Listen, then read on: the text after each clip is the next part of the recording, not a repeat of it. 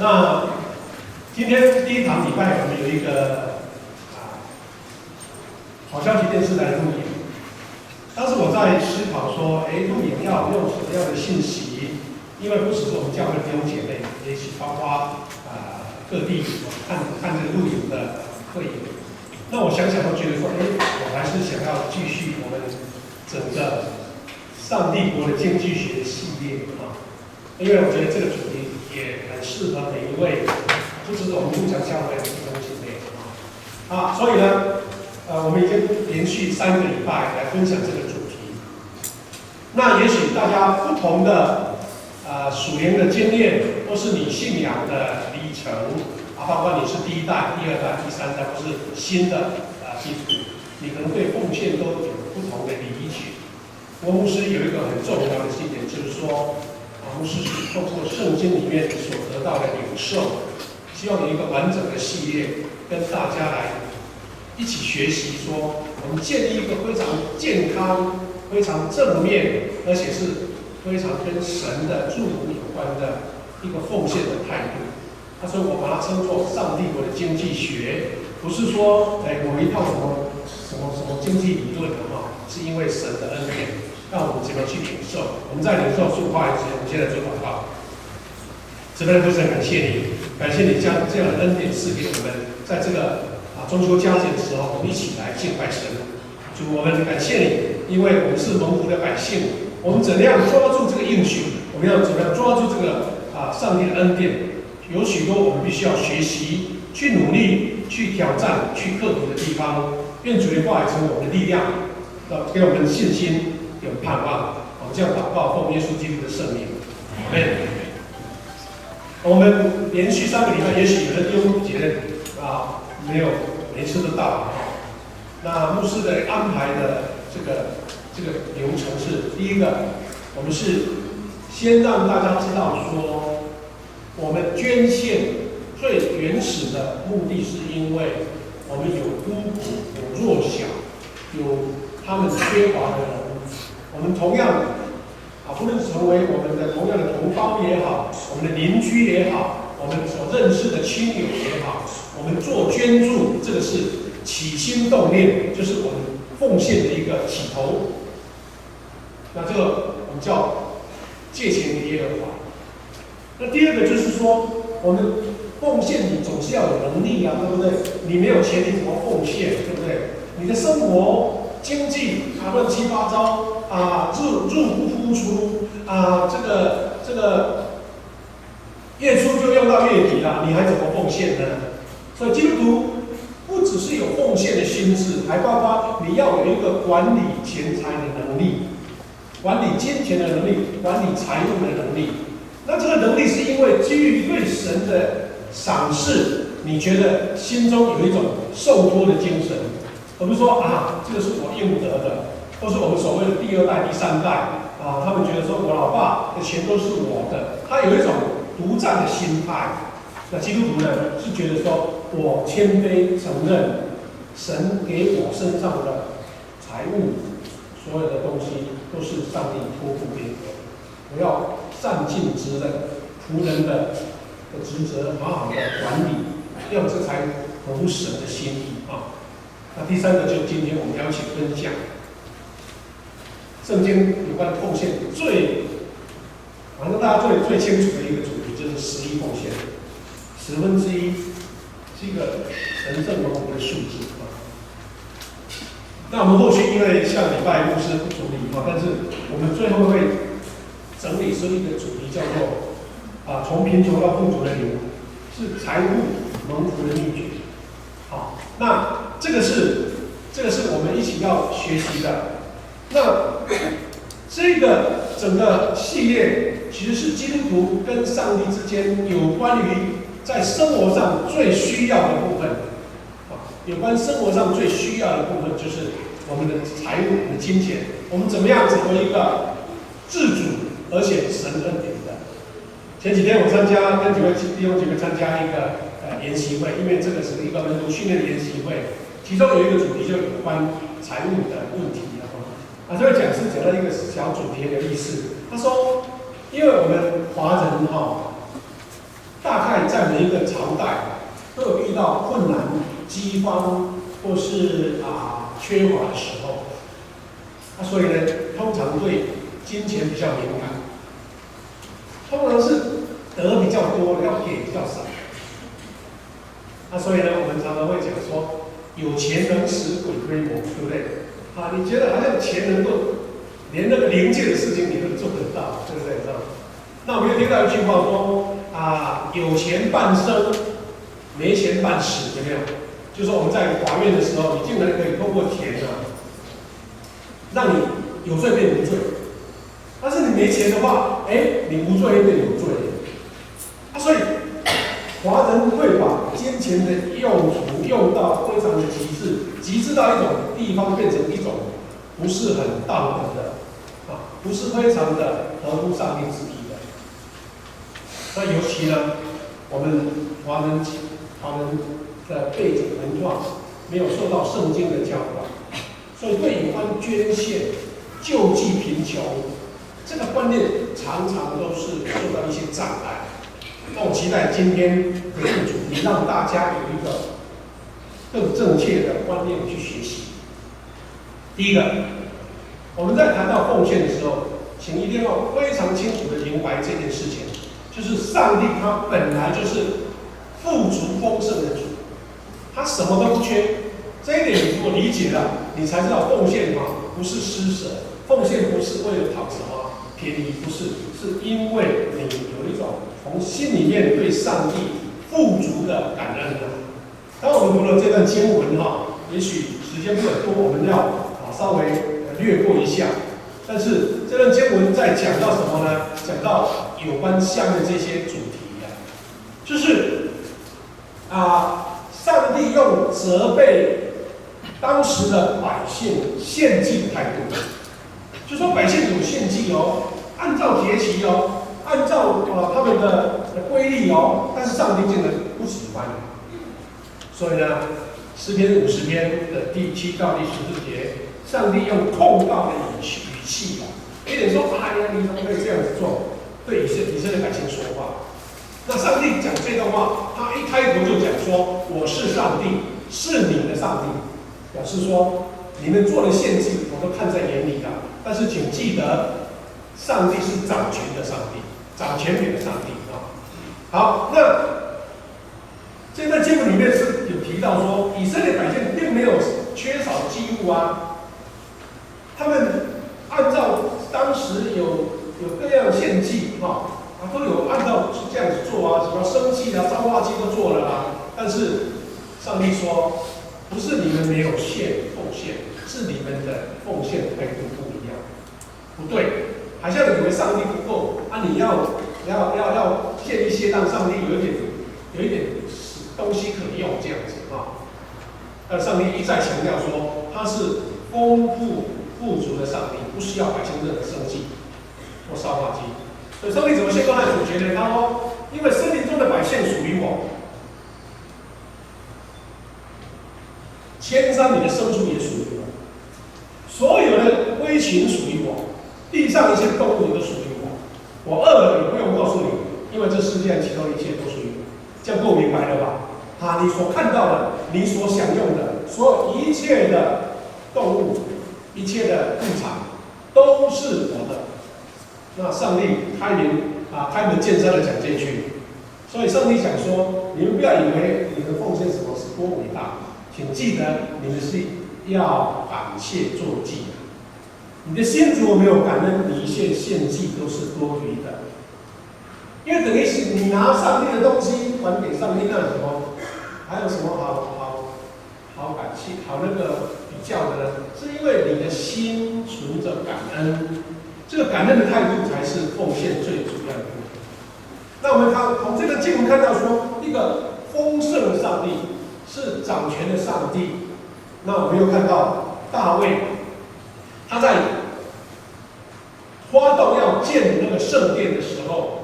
我们都知道大卫他们的时代，他只收集了所有的建材、高贵的建材，但上帝说你犯罪不能盖圣殿，他儿子盖的所罗门。但是他在收集这些建材的时候，他给上帝这样祷告，他用谦卑的态度说，一切的丰富尊荣都是上帝的。历代至上29章11条12节这样说：耶和华尊大能力、荣耀、得胜、威严都是你的，都是你的，凡天上地下的都是你的，国度也是你的，并且你为至高，为万有之首。12节说，丰富尊荣都从你而来。各位弟兄姐妹，请记住这一句话：上帝是丰富的，是丰盛的。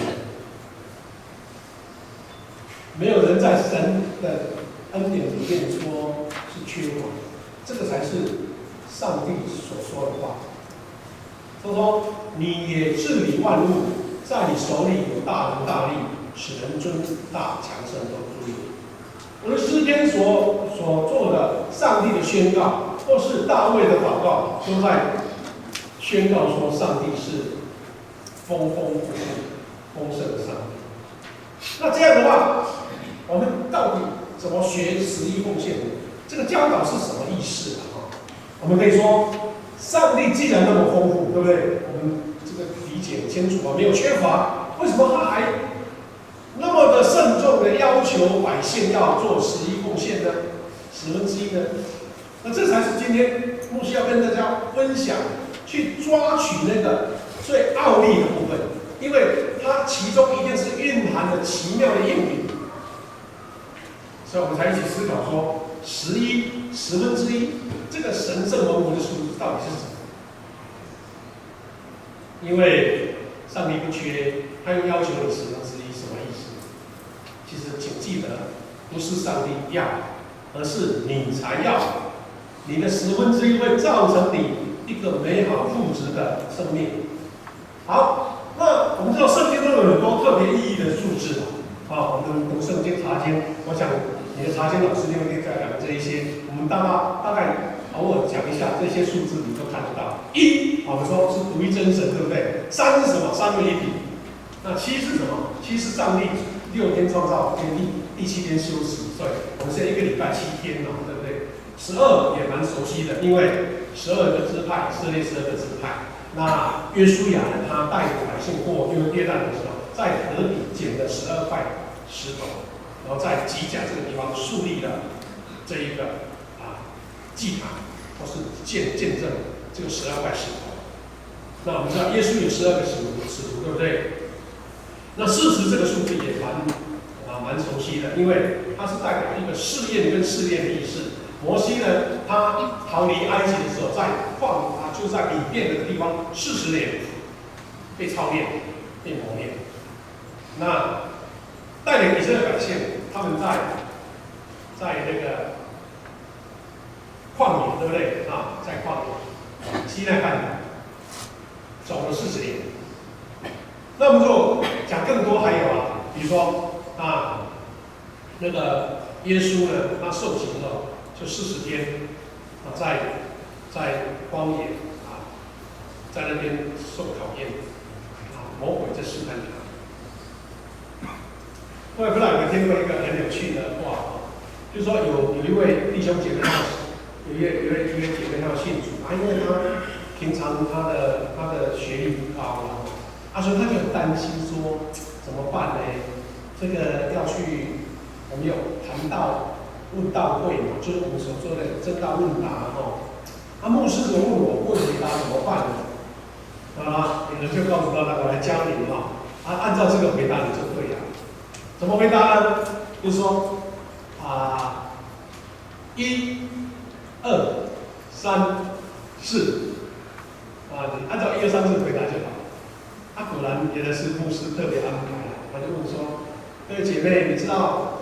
这个上帝有几位？他说1，好，对了。第二个，圣经有2个部分，哪2个？圣经有几个部分？他说2，这2个部分有旧约跟新约。那再来又讲说，我们敬拜上帝，上帝有几个一体几位一体？他说3，就3位一体这样子。然后问说，这个新约福音书有几本他说4对，所以他就100分，那就可以接受洗礼了。原来数字在圣经里面有很有意思的，很有意思这样子。不过很多的数字当中，有分子跟分母的1/10就很特别了。1/10在以色列人的生命跟历史当中，历史非常的长久。而且呢，这个1/10跟我们在诫命当中孝敬父母，对不对？上帝的10条诫命说你要孝敬父母，它是带有应许跟赐福的数字。1/10跟孝敬父母一样，同样被神所特别高抹、特别恩典的。那我们如果不了解它，不去领受这个恩典，那多可惜啊！那有关1/10奉献的经文呢，这些资料都是简单的讲一下，你们都可以去查考，很多了哈。最早追溯到创世第14章20节，亚伯兰还没有改，亚伯兰还没改名叫亚伯兰的时候，他因为他的侄儿被抓了，他就带着壮丁去把被掳的罗德救回来，而且得到了战利品。那圣经就记载说，他们将1/10来献给大祭司麦基洗德，他们就这个数字就出现了。再来，利未记27章30节有记载说，律法规定地上出产的1/10是耶和华的，1/10是属于耶和华的，所以这个要献给神的。这个经文这样说：地上所有的，无论是地上的种子，是树上的果子，1/10是耶和华的，是归给耶和华为圣的。再来，民数记18章21到26节，他有提起说，以色列出产的1/10是给利未人的，利未人的1/10是给祭司的。换句话说，他们那个时候已经发展出来，所有的这个侍奉上帝的圣职人员，他们是被百姓所来供应的。那这个是1/10都在记载在里面。还有一个他们的习俗就是。申命记14章28到写说，每3年一个期3年之末，要将本年的土产取1/10给城中的利未人、客旅还有孤儿寡妇。我们知道有时候这个我们的作息，我们的那个出产很有意思哦。比如说3年会有1年会有荒年，你知道吗？比如说今年呢。我们水果有的东西出产很多，但是好像今年公司还没知道龙眼，也没有知道奶鸡奇怪都不出嘞，所以真的哇太多了。有时候东西奇怪今年就不出，所以他们就累积了经验，3年要有一次要试出你的生产1/10给这些利未人，就是我们所谓的正职人员还有给客旅，还有孤儿。这个就是救主用，还有他们还有一个非常重要的一个规律跟习俗，等于是说你基本的态度，做人的态度，就是说，利未记19章9到10节说，收割庄稼不可割尽田角，不可拾取所遗落的，要分给穷人和寄居的。你看，这个也是照顾弱小，那就是一个分享的观念。所以奉献是从分享救助的态度出来的。牧师出生在乡下我们那个地方其实没有什么物产是旱地，所以每一年大概我印象最深的小孩的时候我妈妈都会春天去种田，大概这3种，就是地瓜、种那个花生那前面一点的还会种那个玉蜀黍，还有高粱。玉蜀黍跟高粱比较早收了然后花生最慢收。那地瓜，我印象最深刻，因为地瓜是埋在土里面嘛，所以我妈妈她是很会耕田的人，所以她会很厉害她会先把我们知道地瓜是一垄一垄的，对不对？要浮起来，她会。牵着牛把用犁把那个地瓜头把它拉开，把它拉走，之后呢再稍微深一点，把泥土里面的地瓜把它翻出来，那我那个时候小孩子唯一的责任就是要负责拿那个篮子在后面捡那个地瓜啊，捡起来。有时候小孩子捡的不干净，大人会在后面再稍微捡一下。不过有一个我印象非常深刻，妈妈会说不要捡得太干净，不要捡得太干净，因为那个梨一梨过去有些地瓜稍微会被切到，对不对？就一半都藏在土里面。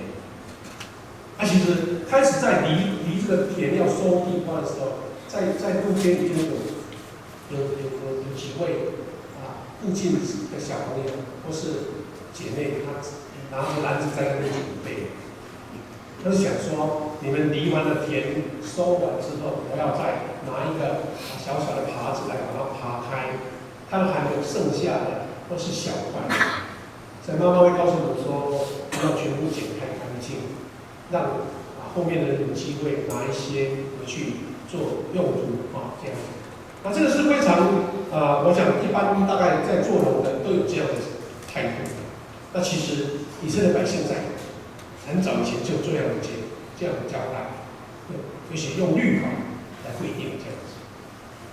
好，那我们如果从以色列百姓这些11奉献的一些条例，你就知道已经3、4千年从亚伯拉罕时代就开始了，而且大家都觉得很自然，没有什么争论那看我讲的，因为我们华人没有这样的传统，所以一旦讲到11奉献，会觉得好像很奇怪，为什么要这样子做呢？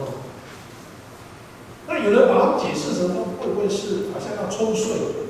你要不要缴少的是要的里面讲他要还给你征收，而且要罚的。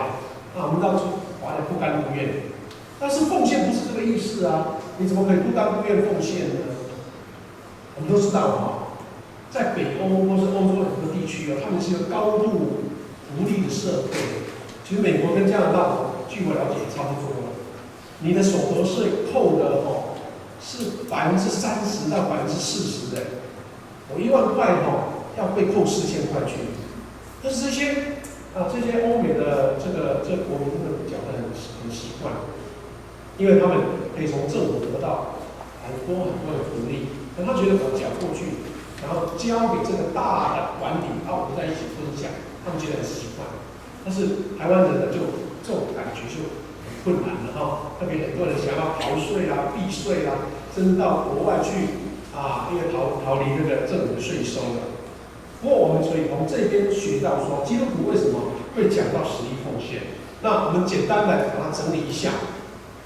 11奉献的教导有这些。第一个，不是因为上帝缺乏才要这样的奉献，记得这个是最原始的概念上帝不缺。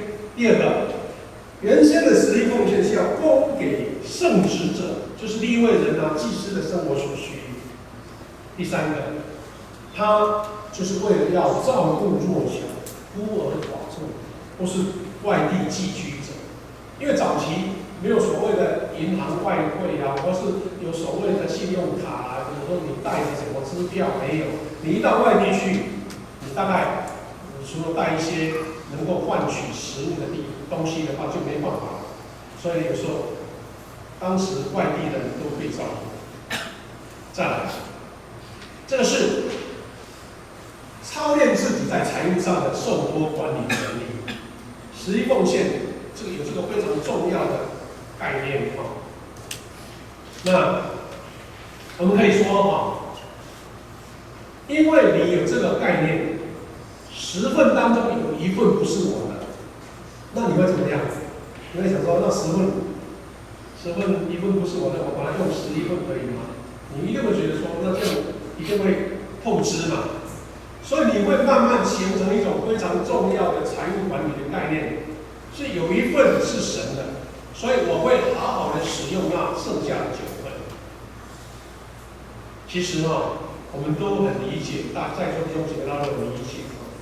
其实不是你钱多钱少，用的够不够，是你怎么管理，对不对？有人可以用100块来用到150块的价值，有人1000块乱花到最后好像没买到什么，1000块他不会掉。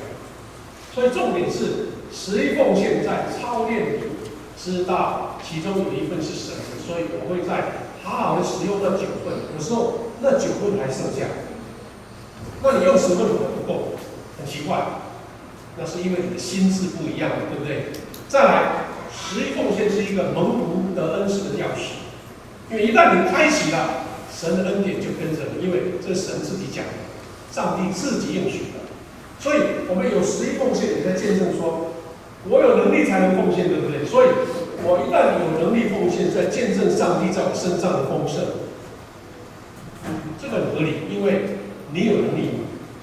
所以呢，我们要一起讨论这个神圣蒙福的数字。刚刚我们读了马拉基书3章10到12节，有几句用语非常重要。他说：“你们要把1/10的全数哦，他说全数就1/10不能减少了，送到圣殿，使圣殿里有丰盛的食物，丰富的食物。我是上主万军的统帅，试试我，你们就会看见我打开天上的窗户，把各样好东西丰丰富富的倾倒给你们。”11节说：“我不容昆虫毁坏你们的农作物，你们的葡萄树将结满葡萄。”各位弟兄姐妹，你看到这一段话了吗？换句话说，一旦你跟神建立这个关系，神会保护你，让你不损失，让你不会花冤枉钱，让你不会投资错误嘛。他就说农作物不会被昆虫毁坏呀，你的葡萄不会掉地呀，那这个就是神的保守嘛。好，他说那时各国的人都是要你们是幸福的，请记得是各国的人。换句话说，一样是，比如说一样是赚这样的钱，一样是这样的农田地，为什么你们是幸福的？那我同样跟你一样努力，我同样跟你就种一样一亩田，为什么你会羡慕我不会？是因为神的旨意在里面。所以他说，各国人要称赞你们、羡慕你们，因为你们的土地将是可以安居乐业的地方。上几天我们提起过说，犹太人他们其实并不比我们聪明，但是他们领受了神的祝福。他们犹太人从亚伯拉罕到现在，虽然经历很多的苦难，经过亡国，但是他们到现在，全世界等于掌管金融财务的还是犹太人。我们之前讲的巴菲特啦、比尔盖茨啦，还有脸书的执行长，你问一下，他们身份都是犹太人。你说好奇怪哦，他既然没有比我们聪明，怎么那么厉害？不是因为他们比你多了什么东西，是因为他们从出生就开始建立这个概念，是跟上帝的祝福连接在一起的，所以他们可以一代一代都传承那个丰盛啊。那这边圣经里面有这几句话说，谷库是什么意思？是圣殿的广场足有仓库来存放食物。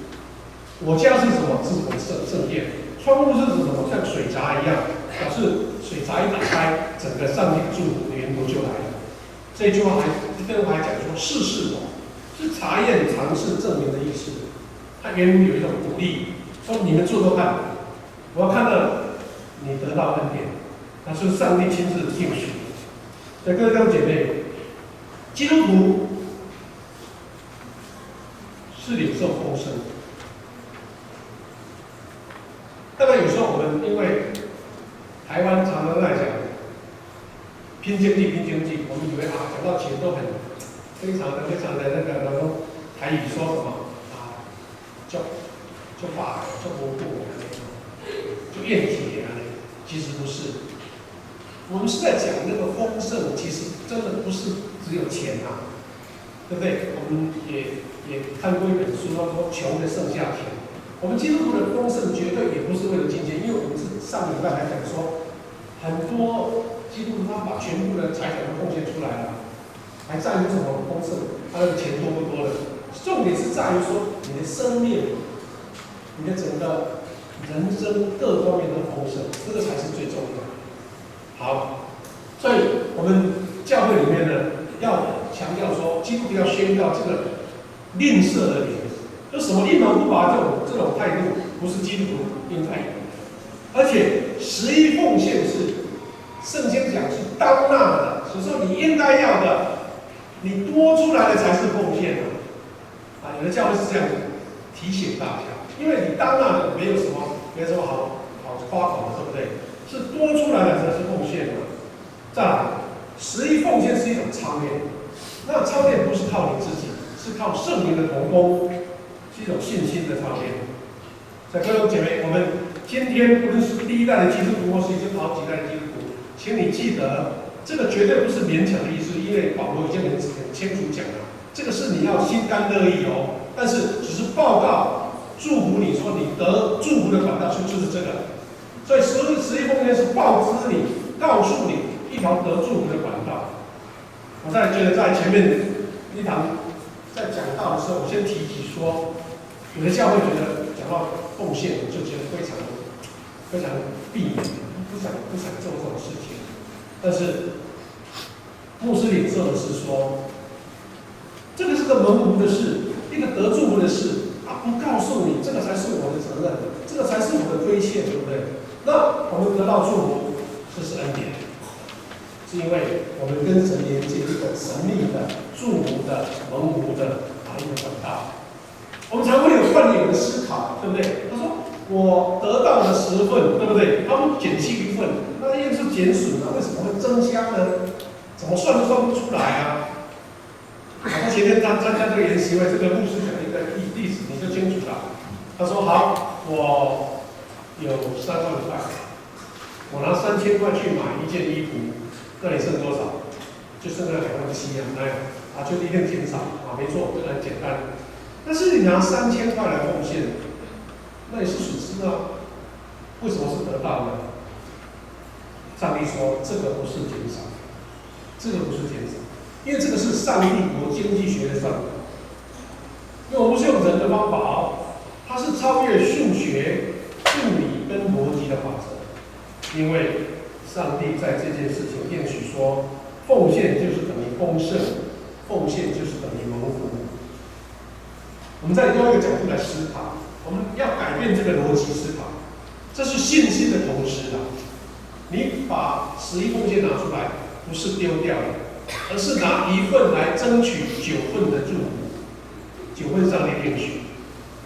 换句话说，你的信心有多大，等于上帝多给你9倍的分量。因为你奉献了3000块，表示你身上有3万块，对不对？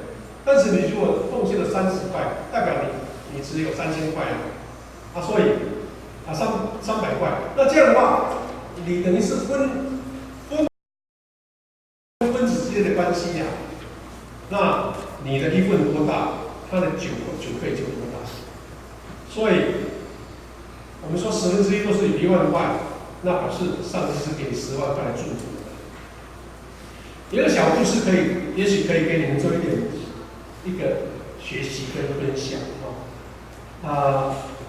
就是有一位初信的基督徒呢，他领受上帝还有牧师的教导，他说你要做11奉献。他当时他的收入是3万块，他就很心甘乐意说好，那我现在要准备好了我3万块，我有3000块要奉献给上帝。他是这样子做。不错，他做事业越来越顺利。后来慢慢开了店收入越来越多了，他就慢慢1个月可以收入30万30万。他讲说3万块，好，勉强把它奉献出来，给奉献。然后第一场我讲不完整，他事业越来越大，他1个月可以收入300万。300万事业都很大了，对不对？他开始心中开始犹豫了，说：“哇，300万要奉献30万，有一点舍不得的。”他心中很挣扎，他也坦白，他是第一代基督徒啊，他也不敢藏在心里，就是来跟牧师说：“牧师啊，我心中很挣扎，现在收入可以300万，是事业做越大，要奉献那30万，我心中有点舍不得，怎么办？”牧师这样说：“好，我知道你的难处，因为人一旦多的时候，就心中会产生一些很奇怪的心情出来。好，牧师来为你祷告，来为你祷告，要跟上帝说：上帝啊，这位弟兄哦，心中有难处啊，感到不快乐。上帝啊，是不是让他回复1个月3万块的收入？你知道这个故事的意思吧？为什么你拿30万的奉献感到有难处？你不想说你有300万的，而是说，我3万块，我奉献30万很简单。我所听到的故事，我所听到的见证，有一句话很重要，他说：没有因为他做11奉献而做成乞丐，没有，绝对没有。反倒是那些舍不得的人，到最后财务管理一塌糊涂，到最后还缺钱，还欠钱。还有我听到一个小故事，也有趣。他说有一个牧师呢，他到外地去讲道，他身上可能时间赶，他没带什么钱他一到外地去讲道，那教会会给他一个谢礼然后他就给了他。他想说，我这个外地不可能再回来他想说，我应该要11奉献，对不对？那就什么，就把11奉献。他觉得说可能会不够，因为开车可能会不够。他想说不行，我还是按照我的信念，我就把1/10奉献出来。然后开始开车，哇，没什么油了，没什么油了。那赶快开到那个加油站，他开始在紧张。他说一加油上去，我钱不够水大，他就一直在看着这个加油表。不行！他给他讲说，我的钱可能不够你不要加满还是那个老板在郊外的加油站那老板自己经营的，他也不听他的话，一直加。他说对不起我们钱不够怎么办？真的加满了，他算一算，真的不够。但是这个老板没有，因为我们到乡下的加油站都很悠闲他说你不急车子停着我们到里面请你来坐一下。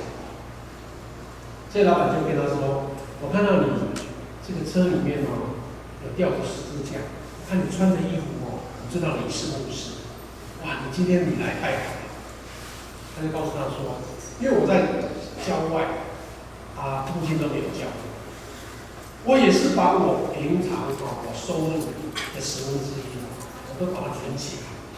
哇，今天你来太好了，牧师你来，我就可以交给你了，因为我奉献交给牧师，然后回去教会。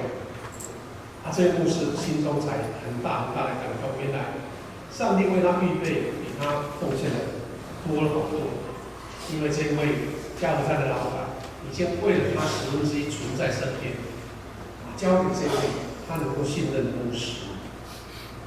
当然，许多的故事，我们也可以从弟兄姐妹当中在这一次我们这个小组讨论的时候，我会请你说分享一下，有没有这样子因为11奉献得祝福的事，可以做见证，可以做分享。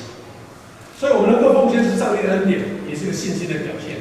所以，牧师要跟大家提说，好，有人可能比较有一种愿意想讨论辩论的意思说好啦，那你教会缺钱，我奉献好但是教会足够了，还要奉献干嘛？第二个，到底奉献这些钱到底用到哪里去我能管吗？我能关心吗？许多人就是有这种很特殊的想法会加上这些奇怪的想法。我牧师要跟大家讲说，奉献就像涌泉的活水一样，它会流动，它会生生不息。因为我们刚刚前面说上帝不缺乏，对不对？那奉献你是要为了感恩，奉献出去的钱到底用在何处呢？我们可以这样说，其实只要用在慈善的用途，救济帮助人或是为公共建设也好或是我们这个乡里人需要什么捐献，都是很好的事。但是有一个代表，就是说，因为圣经说新约时代教会是上帝在地上的代表，所以你在教会奉献那些金钱的应用，神圣充满祝福。绝对不是因为说教会缺乏所以我们奉献让它足够的开销，以后我们不强教会这个大礼这个礼拜堂这个建筑物这些人事开销这些什么活动够了，我们就不用奉献，没有这个事，这个是最起码的。或是说觉得教会不够，因为有的教会比较缺乏，没错我记得之前曾经听过很多教会，特别是我的前辈大概在日本时代过后没多久，很多教会他都没办法足够1个月的献给牧师，有时候给牧师欠的，说牧师对不起，因为会有奉献不够不能钱不能足够的献给分期付款。我也曾经听过教会因为经费不够，就去给可能教会比较有财务好的，给他借钱来给牧师。那真的有时候真的缺乏到这种程度。我们知道我们台南中会有很多很弱小的教会，他们的经费真的不够，所以要用中会来补贴他们。那我们教会有时候也看到哪一间教会比较缺乏，我们会给他们奉献一笔钱，让他们逐个来运用。不过感谢主，不是要说我们的教会真的是很恩典，教会没有缺乏，因为我们上个礼拜才开长执会，我们的立长老报告，我们的1月到7月截止呢，我们教会还剩下233人。可是说，我们真的是丰盛的一样，这请记得观念。第一个，不是因为教会足够你就不用奉献，是因为你奉献是要让教会有这个属灵的责任感去做更伟大的事，神国的伟大的事。什么事呢？就是刚刚我讲的那一些，他们11奉献所做的事情都包括在内。而且呢，还有一个概念，教会也算是收入对不对？会有奉献成为教会的新会嘛？其实教会也要实行11奉献，你知道吗？奉献给谁？就是把1/10捐献到外面去。我们的圣餐奉献，我们的宣教基金还有很多特别的费用，我们都会把它结余款挪到这个专户里面。那有什么这个天然灾害有哪些教会缺乏有人要建堂的，我们都为他们做奉献。这个是非常健康的概念，因为会有奉献1/10嘛，那教会也是要奉献1/10。好，那我们说这个涌泉的活水，我们做一个连结就知道了。9月1号，林子乐教会来我们这边，为了灵修中心来募款，我们会要奉献了30多万。那你觉得说好像奉献一部分也没什么吗？那请记得，这个灵修中心一旦投入了灵命培养、生命建造，有一些人来使用这一个活动中心、灵修中心，他的属灵被喂养了，他的伤痛被医治了，他的生命得强壮了，这就是你的投资，对不对？所以这个奉献是非常有意义的事情。再来，最主要就是传福音救灵魂的工作。我们这个礼拜开始，我们7个小组正式base 进场。我们教会通过信徒小组来做团队这个模式的传福音，我们很多费用要从我们的这个宣教经费来支出，那时候是会友所做的贡献。我们会准备小礼物啦，准备好吃的东西啦，布置很漂亮、很温馨让这个base进场的时候觉得哇，你们信徒的团体怎么那么样的温馨，那么热情，那么热闹呢？这个就是我们传福音的一个内容，你知道吗？韩国是全世界派出宣教士第2多的，这是几年前的资料，说不定现在已经超越美国了。美国是宣教士最多的国家。很多教会我去参观过，或是听他们的见证，他们甚至把整个教会的经常会的一半，不是自己用，他是准备要派宣教师到国外去传福音。我们中部有一间教会是独立的教会，我听到牧师在做见证，他是这间教会叫惊奇教会。他那个肖强跟牧师说，我们教会有一大部分，之前填的时候是1/3现在可能更多。他们说他们目标就是1半的经费要用在传福音的用途，到中国大陆，到南亚，到中亚去传福音。因为他们觉得这个是教会存在的理由，这是会有十一奉献最有价值的投资。当然也有这种教会，因为历史久的时候曾经产生一种很奇怪的观念，他们觉得教会有剩钱就不好，因为教会有剩下钱他们也不会用了，它就存在银行生利息。那有的信徒都很厉害，他说我干嘛奉献钱让你去生利息啊？我放在我身上不行吗？我真都让你的会友，他不奉献，他自己存起来，他说等到有一天你要用我再奉献。我觉得这个观念不是因为教会那里管理跟使用不大合心意但是会有产生这种负面的态度倒是不对，因为你限制了教会的发展，所以因为你的热情、你的奉献，让教会产生一种属灵的责任感，愿意去做事情。那我们还有教会是做培育门徒的同时，建造门徒，我们做信徒训练，我们训练培育下一代精兵。还有一个很重要是社区的关怀跟救助寻求，教会要学习主耶稣的样式，去关怀弱势者，救助孤苦无依的。一个我们最实际的经验就是921到这个礼拜六就20周年。你还记得吗？可能年纪大一点的人知道，当时发生的时候，我们全台湾的教会都总动员，大家捐献物资，车子一卡车载过，带到灾区去集集大地震我发现说，大家会觉得说，我到底掏了多少钱呢？你觉得一条生命被拯救了，一个灾民被照顾了，我心中非常的喜乐。后来我们基督教协进会成立了一个1919的救助协会，就是从那个时候开始，因为发现除了物品的救济以外，那一些失去亲人的灾民，那些孤苦无依，那一些没有房子住的灾民，他们需要关怀照顾。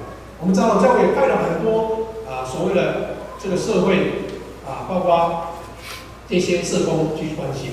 那我们看到产生非常大的回响。88风灾也是，日本3.1大地震也是。各位弟兄姐妹，最后结论来说，牧师要报告给你一个祝福的恩典的消息，但是不是勉强，不是说牧师缺乏，因为我说教会有圣文，但是是为了让你蒙福，所以牧师以这个责任告诉你，这个恩典的记号1/10，是一个蒙福的数字，是一个恩典的数字。让我们一起来参与这个奇妙神圣又蒙福的奉献，我们经历上帝经济最美的恩典。请记得，除了你蒙福恩典之外，因为你有1/10，你会做一个非常棒的管家，你会好好运用你生活的收入，那这个是两全其美的事情。